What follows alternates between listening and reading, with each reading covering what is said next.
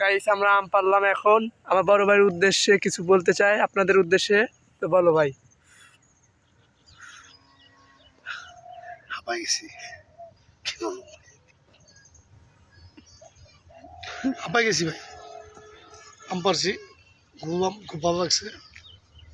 মনে হইতেছে ঈদ, মোরাবারে আইছি আমরা, তারপরে ঈদের মতো মনে হইতেছে আমার কাছে, একবারে পুরো ঈদের মতো ফিলিংস। যাক, অসুবিধা নেই।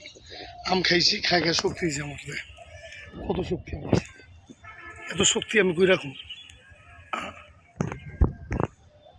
শক্তি হয়েছে না? আমটা কেমন লাগলো খেয়ে?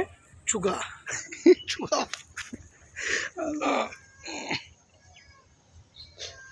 তো ভাই আপনার গ্রামে এসে কেমন লাগলো একটু যদি বলতেন সবার উদ্দেশ্যে। না, গ্রামটা খুবই ভালো, মানুষগুলো সরল সহজ সরল।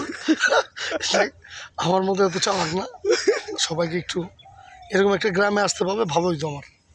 সহজ সরল মানুষগুলোর একটু বাইরে চেরা খাইতাম, ওদের নেতা হয়ে যেতে পারতাম আমি।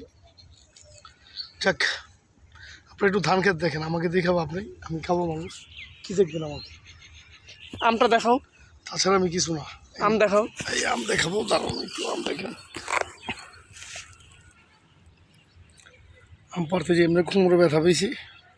তো ভাই শেষের দিকে কিছু বলে দাও। শেষের দিকে বলার কিছু নেই, একটা বিড়ি নিয়ে বসে রয়েছি, ম্যাচ পাইতেছি না। যদি যাওয়ার পথে কারোর সাথে দেখা হয় ম্যাচটা পাঠা দিন, ঠিক আছে? ধন্যবাদ। লোকেশন দিয়ে দাও। লোকেশন হচ্ছে ফুড ভিলেজটা আছে না, ন্যাশনাল ফুড ভিলেজ, এই বগুড়া। উত্তরবঙ্গ রোডের